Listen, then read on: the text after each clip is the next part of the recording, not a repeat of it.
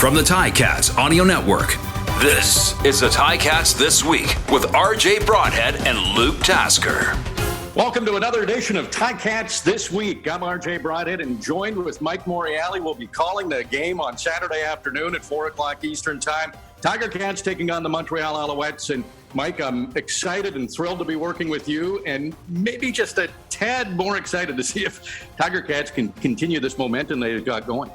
Absolutely. I'm hoping you're more excited about the latter. Yeah, you and I will do great. I look forward to it as well, RJ. It's going to be a blast, and they'll be even better with the Ticats victory. So they have done everything they've needed to do in these last several weeks to not only stay afloat, but to pick up points and key wins, and do it with a lot of their top guys out, not just at the quarterback position, but across the board. So I think you got to be feeling pretty happy in Ticat land right now.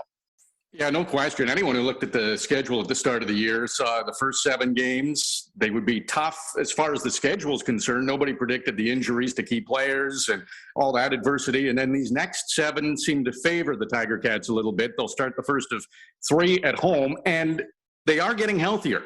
Jeremiah Masoli listed as the starting quarterback. Brandon Banks is back. Bralon Addison will play in his first game of the season.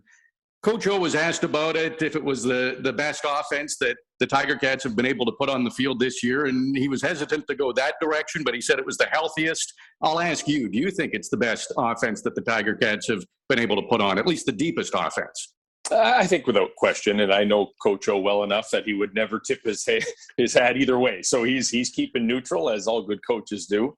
But, the return of Bralon Addison alone is pretty important. And when you combine him with, a healthy Brandon Banks and Jeremiah Masoli coming back under center, and what they've got out of the other guys that have stepped in, like Dunbar has done a fantastic job. So, and Ackland as well, and I can go on and on. So, yeah, I would gather pretty confidently that this is the best kind of receiving core they'll put on the field.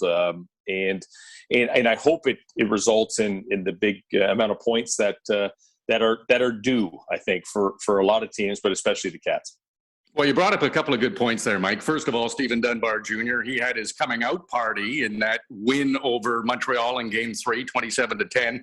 Hamilton won. He was outstanding in that game. And then you look at the defense and the offense. These two teams are kind of mirror images of each other. Montreal scores a lot. Hamilton doesn't. Montreal allows a lot. Hamilton doesn't. Do you see it coming down to, if the Hamilton offense can find a way to score, that it's a win for the Tiger Cats in all likelihood? Because that defense, they've already shut down Montreal once. Yep. Maybe they can do it again. I think they have a good chance of doing it again, and I'm taking nothing away from Montreal, but defenses get better and better and better, and they just start to mature earlier. So I expect that trend to continue.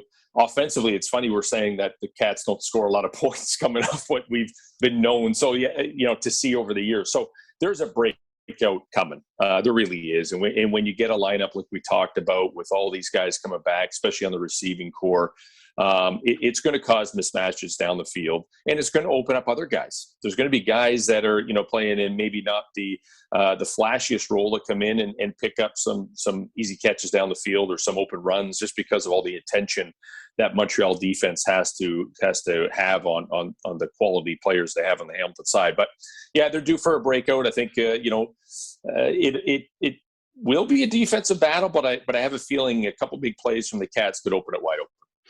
Yeah, and Montreal's so dangerous. Vernon Adams Jr., he's mobile. He's tough to sack. Only been sacked 7 times. He's got a veteran offensive line there that helps, and that also helps William Stanback, who leads the league in rushing. And you look at the numbers he's been putting up, it's just ridiculous, trying for his 3rd straight 100-plus yard rushing game. But the Tiger Cats were able to hold him to 40 yards in that first meeting, and Coach O said it was more of a scheme that Montreal was going with. They were passing a little more in that game, but you'd have to think they're going to ride Stanback in this game. And as a defense, when you look at them, they have to take pride in a challenge like this, wouldn't they? Oh, for sure. You have to stop the run game. I mean, that's incredibly important, especially in 3-down football. If they're churning out, 6-7 yards on first down, it does change, how you play the game.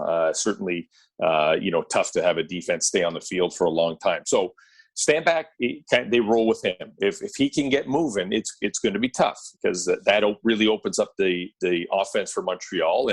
And Vernon Adams Jr. can move with the football out of the pocket. He's good with his leg, very good with his legs, and has done a fantastic job playing with some confidence. But I think it does start in the backfield, and therefore starts at the front seven for the Cats trying to contain Stanback. 3 straight games at Tim Hortons Field, Mike. That's obviously key for the Tiger Cats. What have you seen from them when they play at home? They just seem to have that different swagger and that protect the house and invincibility about them. Yeah, they certainly feed off the fans, and the fans do a tremendous job of acting like it is at full capacity, even though we're inching our way in that direction. Yes. They do come with a little more swagger. They do come with a little bit more, I would say, importance about defending the home turf, like you said, and just playing up to the fans, really letting the fans kind of rally behind them and using the fans as a way to continue to roll. And, in an environment like that, when you can, the offense is moving the ball and the defense is turning the ball over and special teams are clicking, that could be, 60 minutes of just nonstop fan interaction. And in a venue like Tim Hortons Field, that's really come alive since they moved there. I think this is another outstanding opportunity to start this home standoff the right way, and then making sure those guys come back, the fans come back day in and day out. You mentioned special teams. That brings up Frankie Williams, and he had that big game against Montreal. Most production. He didn't run one back in that game, but it really set the Tiger Cats up, and they got their points off those great returns from Frankie Williams. So he'll be a big key, as will Simone Lawrence. And we have to talk about him because he's going to enter the top 20 all-time in defensive tackles in the CFL. He's one behind Dante Marsh, and that's a real tribute. He's about 18, I think, behind Orlando Steinauer. So that'll be a big moment. But Simone Lawrence, he's a motivator. He's a performer. He walks the walk. He talks the talk. How important and special is it to have a player like that on your team? Oh, it's incredibly important. In the years that I played, I can name, a handful of guys that fulfilled that role, and they were the de facto leaders. They were vocal. They played with passion. They were playmakers. They did all the right things, and really, it's fun. It's fun to be around a group of guys that has that as one of their leaders. And there's others, but he's the one that you notice, and he's the one I think, from a veteran point, has really shown everyone on that roster what it's like to be committed and be prepared and to stay healthy. And that consistency is really the key in becoming, a future Hall of Famer or leading in statistics. And I know Simone's not about that side of the game, but because of the way he plays, that will be, the legacy that he creates, right? He's going to be a Hall of Fame player. He is a Hall of Fame player, and he does it by being consistent, prepared, and doing all the right things. Yeah, and makes everyone around him better, and that defense, will be up for the challenge against this highly offensive Montreal team. When you go into the game on Saturday, Mike, is there a matchup, a player, something that you're looking forward to seeing? Excuse me. I'm going to watch how they play defense against this kind of revamped or renewed receiving core. That will be interesting because, again, I think there will be mismatches that just take place by virtue of how they play D. It's going to be difficult for them to play any sort of man-to-man. There's just too much motion, too much action, too much speed. If they go to the zone, then there's going to be pockets that are left open. It's just inevitable. They'll probably look to take away most of the deep spots and the deep shots over the field. So look at the middle of the field, out to the boundary. So, again, I being a former receiver, I guess that to me is like the tactical side.